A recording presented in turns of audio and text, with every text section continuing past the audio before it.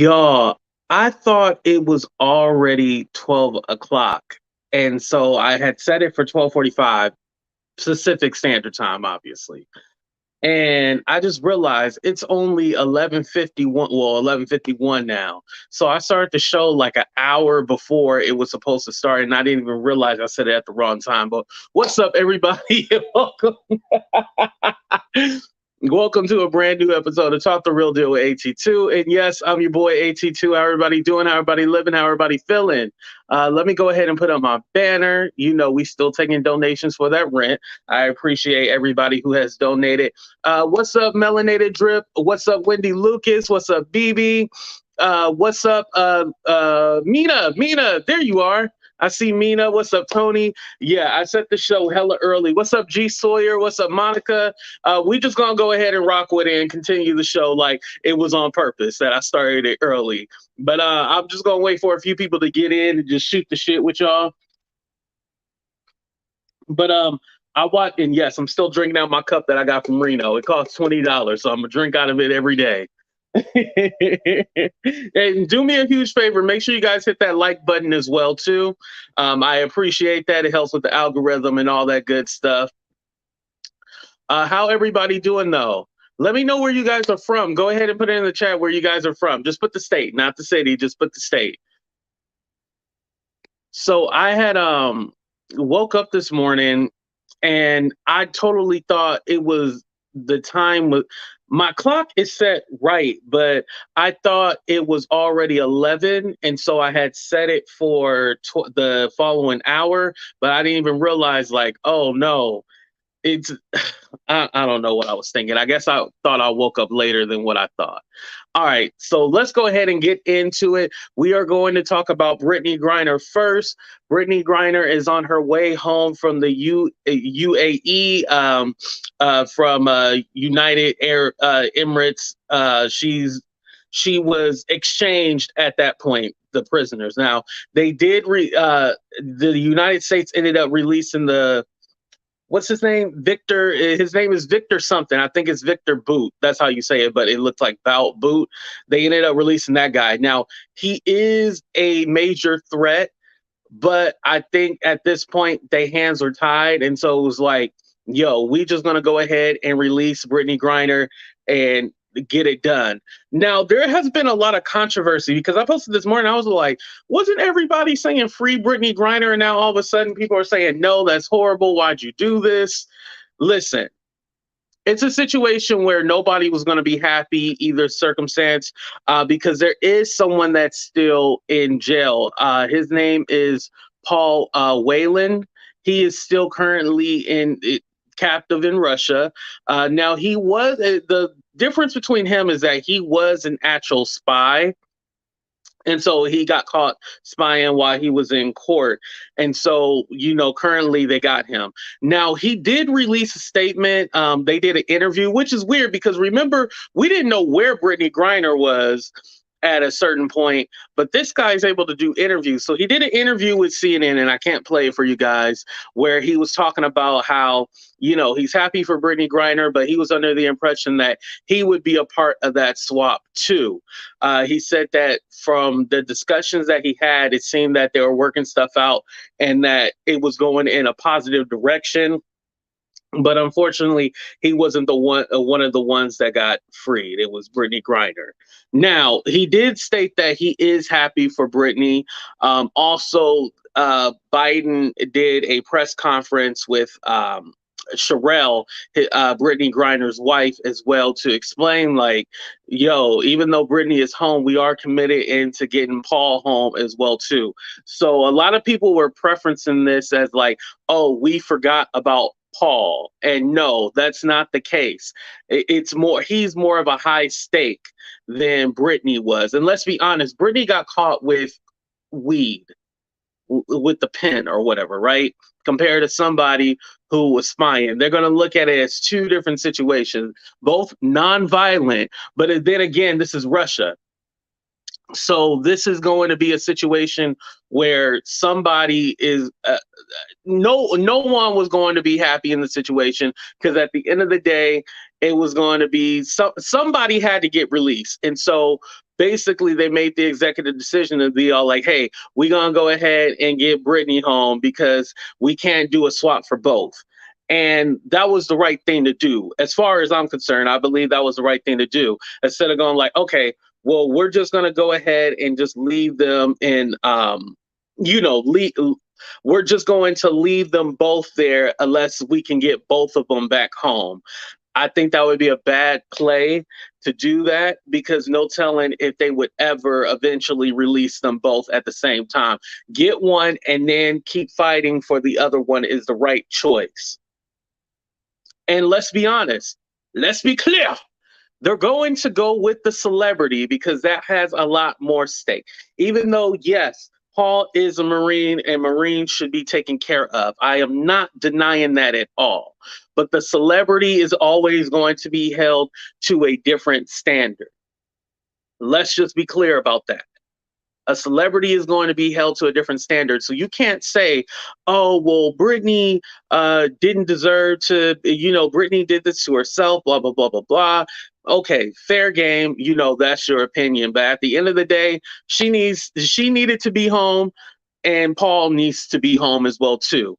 But this isn't something uncommon because I don't know if you guys heard about Trevor Reed. Trevor Reed was actually captive in Russia as well, too. And he allegedly assaulted an officer, and then that's why he was in jail. But he got released back in April. So it's very common that he wasn't high profile, but it's very common that you get one prisoner at a time. Sometimes you can get multiple prisoners, but you just kind of take them as you can go. You can't forget, even though we're not directly in a war with Russia, we are supplying money to Ukraine. So we're looked at as a part of that war. So Russia is not an ally to us. So whatever we can get, that's what we're going to get. Unfortunately, that's the way the game is going to be played. But like Joe Biden said in his press conference, it's not that they're leaving him or they're going to keep him there. It's that at this time, they weren't willing to release both. They were just going to do Brittney. They were going to release Brittney. And so he was like, okay, let's do it. And they swapped it. Now, the guy that they swapped it for, do I think it was like a fair trade? No, obviously not. That wasn't a fair trade. This is somebody who built weapons and shit like that. That's obviously not a fair trade. But at the end of the day, their hands were kind of tied. Now, I don't know what Paul mentioned something like, hopefully they're willing to give whatever, to Russia so he can get released as well, too. It sounds like the trade that they want from him is probably more of financial than, swapping a prisoner. It sounds like it's something more financial. And I tried to look up if there's any other prisoners that we have with Russia, but I don't think they give that information to the public. So it's here nor there. They want to spy for us. Oh, see, that makes sense. Pee-wee, yeah, they want to spy for a spy. Russia's not play fair at all. Right. It was a lose-lose battle. Oh, we're going to get to it, Shannon. They're going to get Paul out. Right. It takes time, y'all. We're messing with Russia. It's not going to be something so easy to do. This is why the U.S. and the NBA tried to poker face her arrest in the beginning because they wanted Russia to think they would never give them Victor Bout for her. But the activists got loud. Right. Russia. Oh, I read that one. Yep. I don't believe they would have ever arrested and charged her for what was basically residue amount of vape.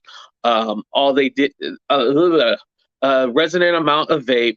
All if they didn't think they could use her to negotiate for arms deal. Right, exactly. She was basically a political prisoner. That's what she was, a political prisoner at the end of the day. He was a dishonored and discharged Marine and was there allegedly as a spy. Yes, Brenda, that is true. And like I said, the different levels, there were two different people. Okay. They may want U.S. to ease some of the sanctions against Russia. Oh, that could be a thing too. Juice, that definitely could be a thing as well too. What's up, Mimi? Thank you for coming. And thank you, Mina, for posting that. If you guys want to donate to the show, definitely you see it down there scrolling at the bottom. All right, so moving on to Meghan Markle. So I know the title was kind of spicy, but it is true. Meghan Markle admitted that she moved through blindly through life without having a black experience. And now it's always been hard because I think I can't hide being black. So it's always been hard for me to understand when other black people say, I've never experienced racism or I haven't experienced this or that. Because I'm all like, so you literally went through your life without you knowing that you were black. And it's hard for me to come to that realization. But if you're passable or biracial or whatever, maybe you don't have to have that lived experience. So basically, she talked about how when she moved over, to the UK, that's when she realized, oh, okay, I'm being treated as a colored. Okay, I know I'm colored now. So, so she had to so basically she realized, oh well, these are things that, okay, people of color go through. And she said there was only one time where her mom was called the N word, that she knew, like, okay, well, there's something going on. And then, but besides that, they never had conversations really about race.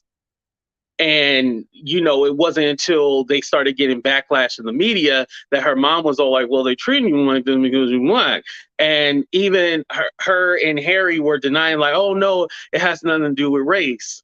But obviously, I'm not going to say all of it, but some of it did, obviously. Yes, it dropped. The documentary dropped today. It's on Netflix. It's called Harry and Meghan. It's funny because it wasn't like on the homepage. I actually had to search for it, and then it came up. So that was kind of weird.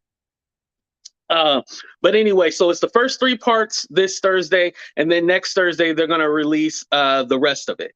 Okay. So there was stuff in the documentary where she did say that, when her parents broke up, they lived in the valley, and then when they broke up, they moved to, LA, Compton, and stuff like that, right? And so, she was around other, different people of color and stuff like that. And so, she was around, and they had aunties and stuff like that.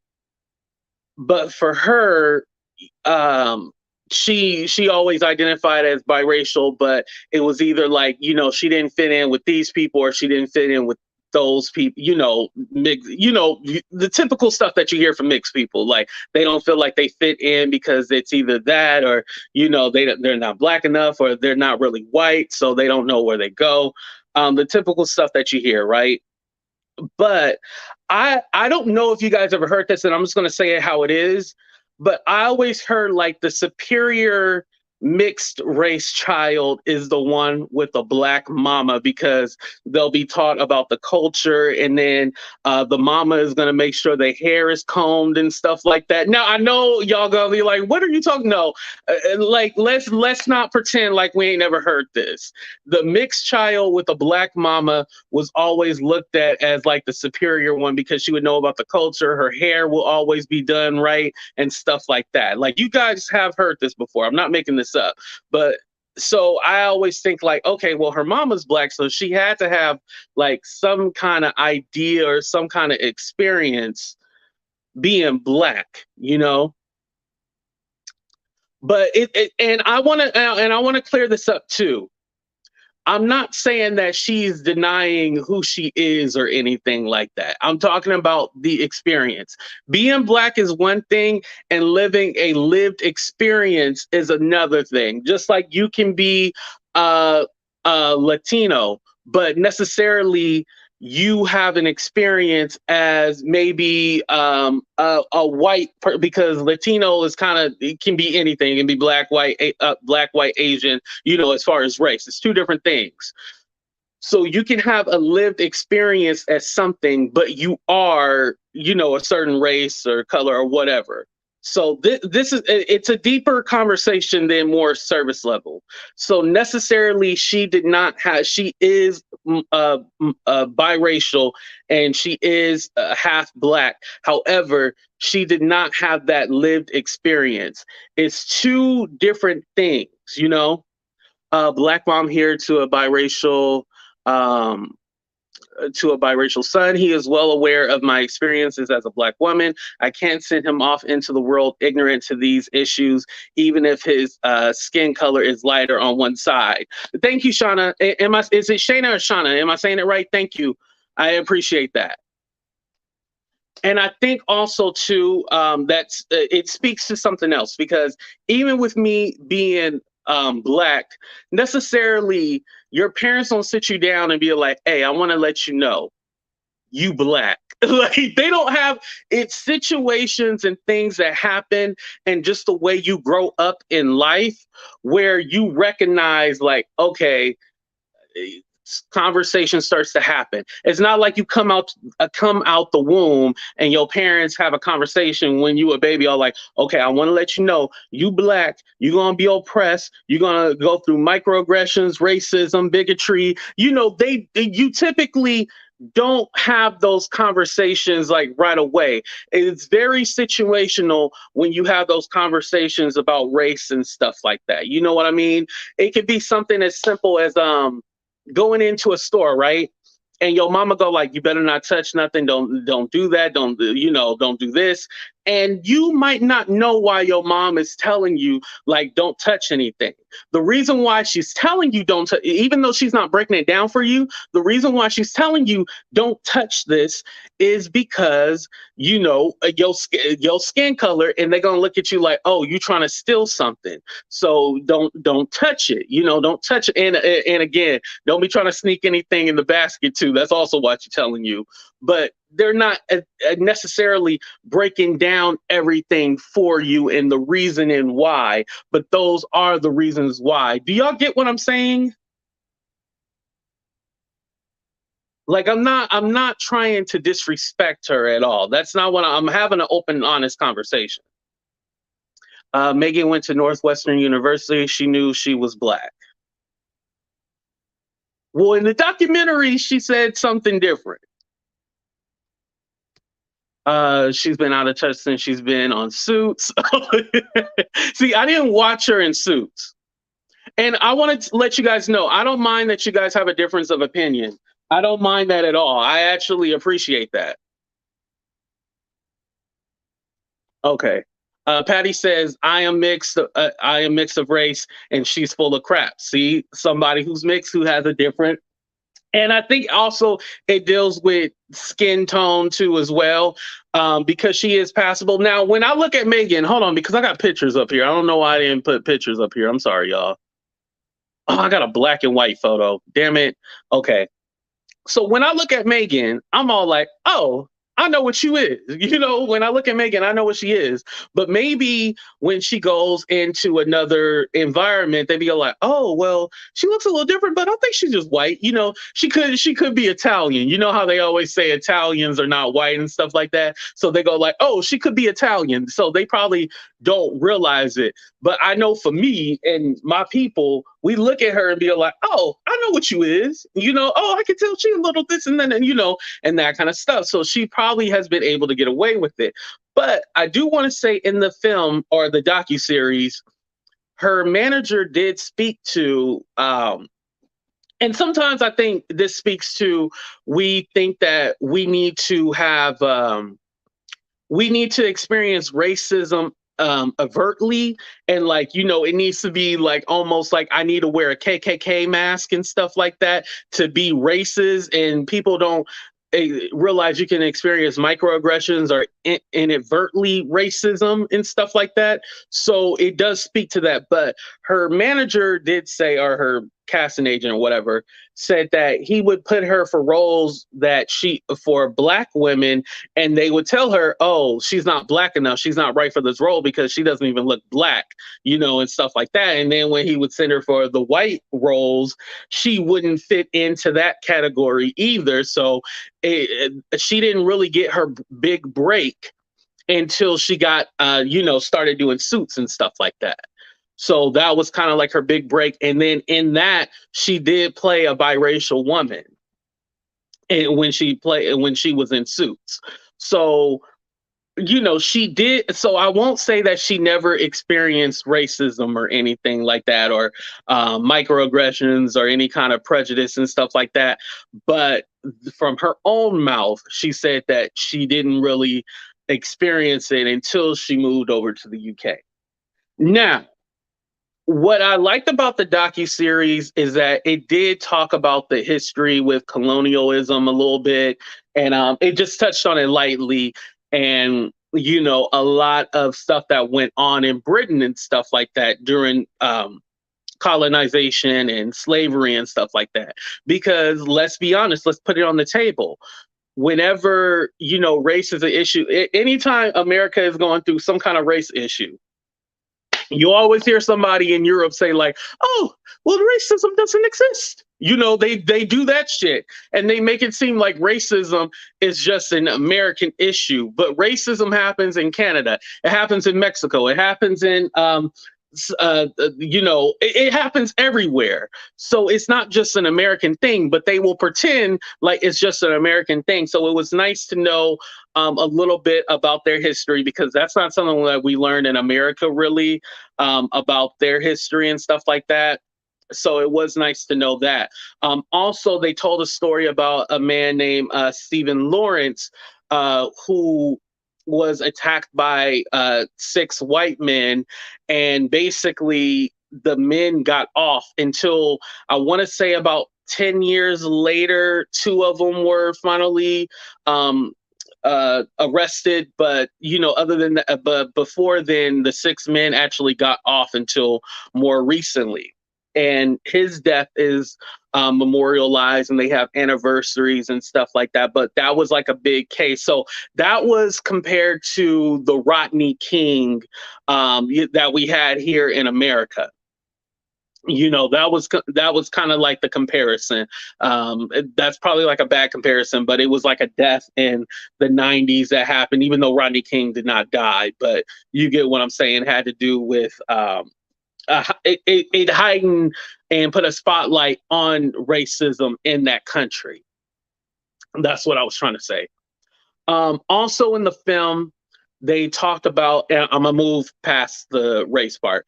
They talked about in the film how Harry had someone email Meghan, and he was interested and pursued her, because I always heard that she was the one trying to pursue Harry.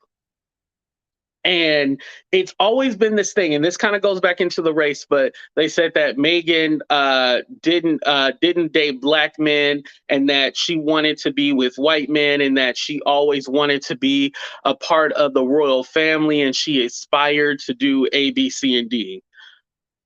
And it didn't talk about her having any black boyfriends or anything like that, but I think that's a hard that's something that I would never put on somebody, like, oh, they only wanted to be with white men.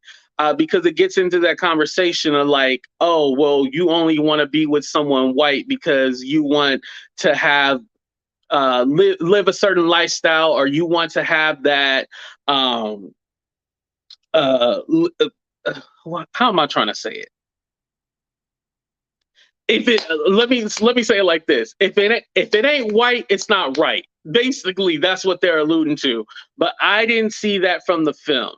That she was trying to search for this white man to have that social status and climb up the ladder and stuff like that. I did not see that in the film. And so I think people try to paint her with that, but I think that's their own insecurities and stuff like that. Like, I would have to have that written out. Like, yes, Meghan went her whole life trying to search for a white man so she could have the status. She also wanted to be a part of the royal family. Like, I'll have to have that in writing to be able to say yes, that's something that she aimed to do, or she aspired to do. Let me read some of your comments real quick before I continue. They helped a lot of organizations for women and people in Africa. Yes. She raised by a black woman and was passing into the royal family, reminded her she was black, and it hurt her dang feelings. Right. Black Lives Matter be on some bullshit scamming too. Oh, yep. Lizzo has done more in 1 year to bring attention to important causes in 1 year than Markle has done in 4 years. Cammy, we can't say that because she has spent time, she has done a lot of humanitarian work. We can't say that Lizzo has done something more than the other. Doja Cat dates the white man too. Yeah. Megan is about helping Megan, and okay, see, still some people think she is social climber. Okay, and again, you don't have to agree with anything that I'm saying. I appreciate everybody's opinion. What's up, Sebastian? Thank you for coming. Black Lives Matter is not helping Black people. Black Lives Matter is some BS. You know what? Let me address that real quick. The whole Black Lives Matter thing. I think there is some confusion, and I just want to clarify for me when I say Black Lives Matter. When I say Black Lives Matter, I am talking about the people, not necessarily the organization. And I think some people use their hatred for Black people and say I hate Black Lives Matter because it's undertones of something else. You get where I'm going with it? So I want to say screw the organization as far as Black Lives Matter. The people, that's who I care about. She was cosplaying. Oh my god.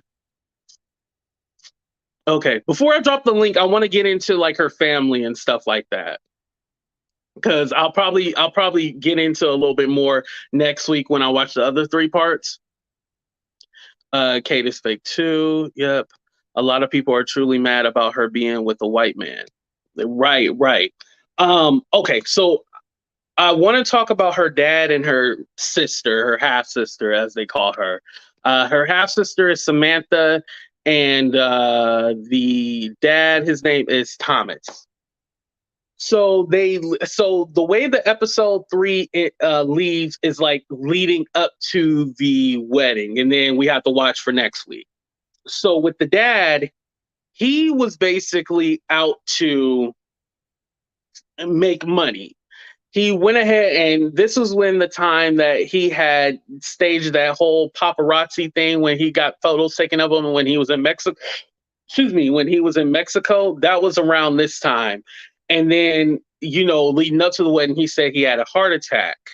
And so he wasn't going to be able to make it. But then he was quoted in the press and saying like, oh, he wasn't invited to the wedding. And that was further from the truth. She wanted her dad there to walk her down the aisle. Now, it was said in articles that Samantha, the half sister, actually convinced her dad to do the photos, but it wasn't supposed to be for money.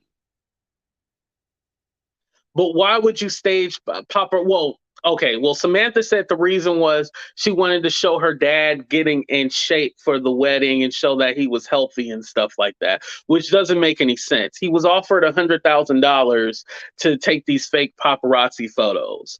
The sister has gone on quoting that her and Meghan were close until 2018, and she was very pushy and all this other stuff and said horrible things about her sister, and basically her sister was an opportunist and all that stuff, right?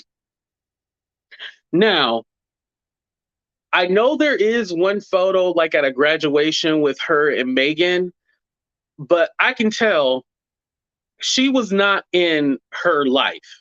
And this is why, because they bring up Samantha's daughter, Ashley. Now, Ashley is Meghan Markle's niece because Samantha is her mom, right?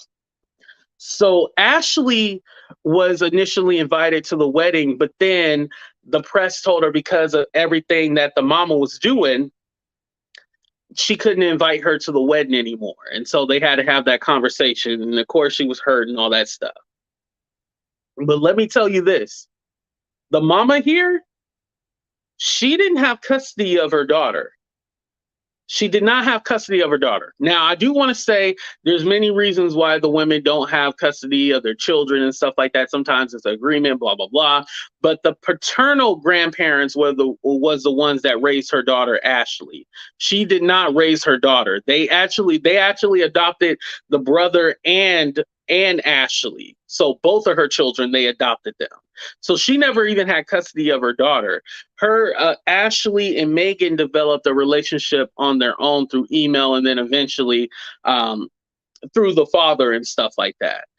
So for me, knowing that she didn't even have custody of her own daughter, how do I really think that you helped raise Megan? How are we able to really believe that you helped raise her?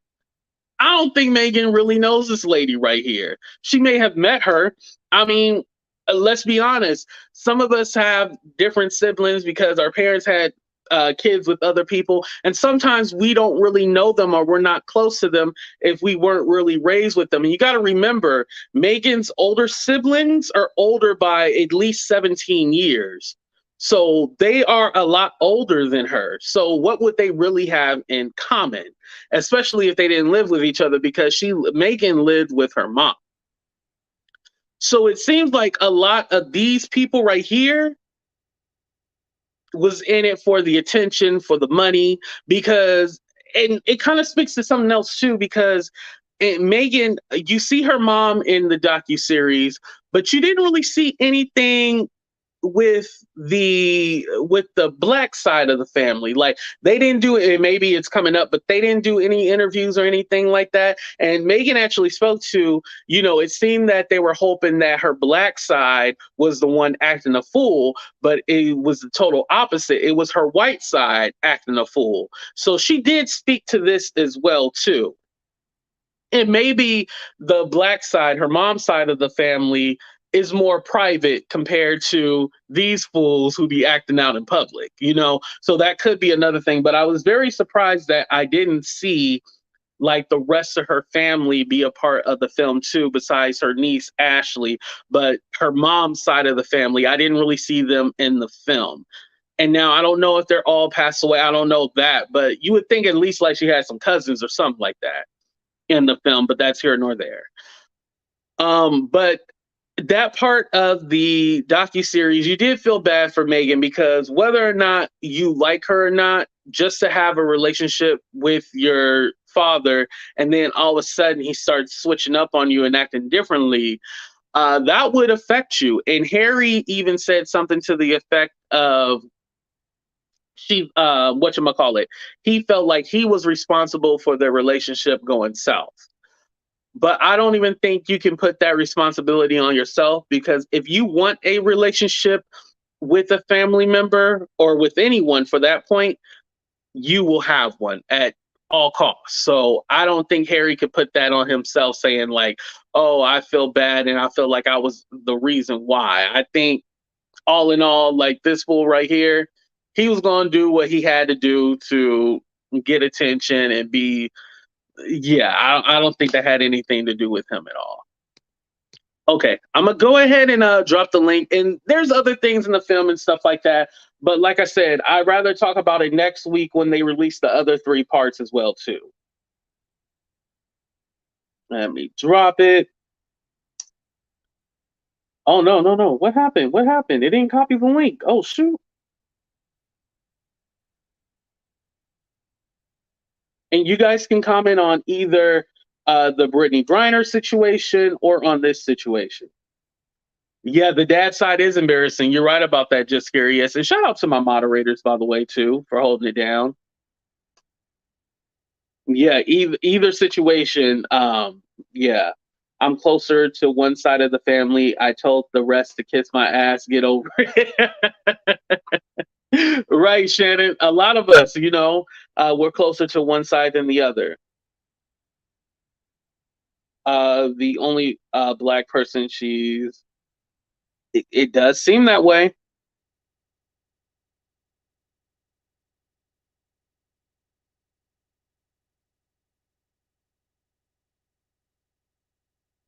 Oh, she has 3. See, from what they mentioned Ashley, of course, and then Christopher. I didn't know there was a Nicole too as well. Okay, so Samantha just ain't shit in general, y'all. I didn't even know she had 3 kids. I thought it was just 2. Thank you, Linda, for that information. Watch her damn cricket mouth.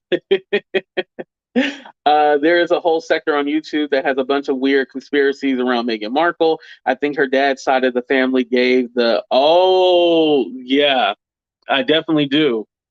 They really fed into that. Scammers, I agree. Thomas pimped out his daughter. I agree with that too.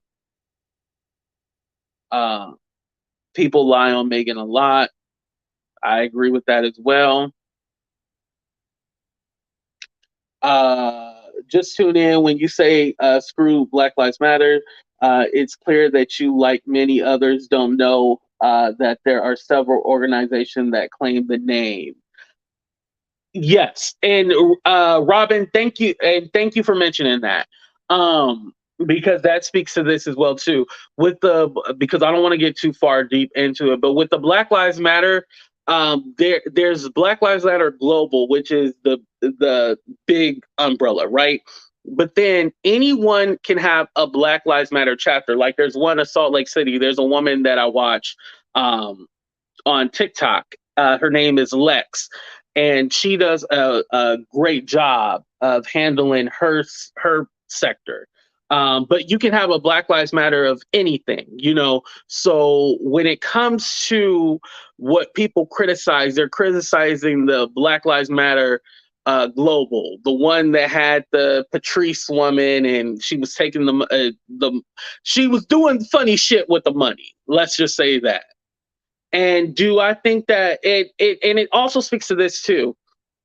If you're an activist, should you make money off of it?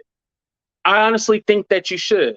Now, should you be wealthy? I'm still a little iffy on that one. But should you make money off of your activism? I think yes. However, should it lead you into being a millionaire and having this luxury lifestyle? I'm still iffy on that. So it speaks to a different issue.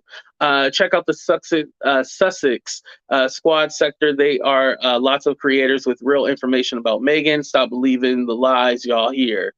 Oh, okay. I gotta check them out. Yeah, I'll definitely check them out.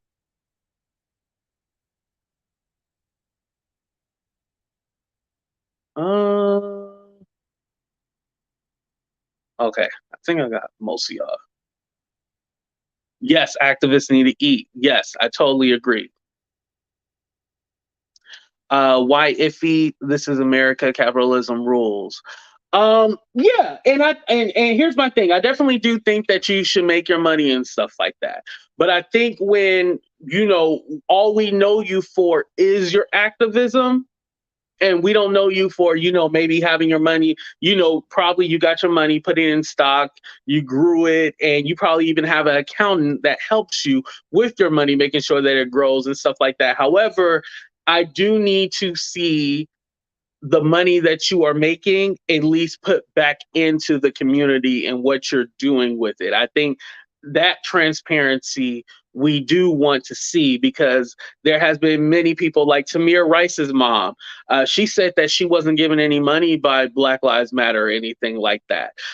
There's a lot of other people that unfortunately have family members that are victims of police brutality that didn't see any money from Black Lives Matter. So I think it speaks to volumes like, well, what's going on with the money and how come these families aren't being helped with it? Now, granted, so some of them do get settlements and stuff like that, and rightfully so. They're owed that money. I'm not saying that, but the transparency of like what they do, because people, more than likely, people are donating and they're going like, oh, this is going to help the families. I want to say anybody donating, if you want to help a Black person, give them the money directly. You see my cash app and shit swirling down there, but give them the money directly. It even speaks to as far as preachers and stuff like that. We don't like our preachers to look wealthy and make a whole bunch of money. If your congregation is struggling, we expect you to be struggling too.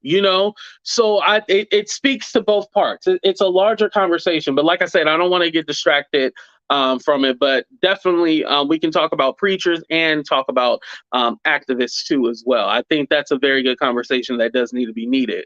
That's the same question. Oh, see, with preachers, they should have something, but not a personal jet and plane. Exactly. Yeah, I agree with that. companies that take donations and then take big cuts are dead wrong. Exactly. And Di said that part right. All right, y'all. I'm gonna go ahead and end the show right there. I do want to say thank you to everybody. Please hit the like button. Make sure you share this video, and if you didn't hit the subscribe button, make sure you hit that and the notification all bell. Like I said, I don't mind you guys having difference of opinion. I want to hear those, so I appreciate every single one of you guys for being a part of this conversation. Definitely, I would like to say it is, when you talk about race and stuff like that, it is a tough conversation, and I'm just telling you from my perspective. And so you might have a different perspective, but I want to hear those. So definitely go ahead and leave it in the comment section if you're watching the replay. But we out of here, y'all. Deuces.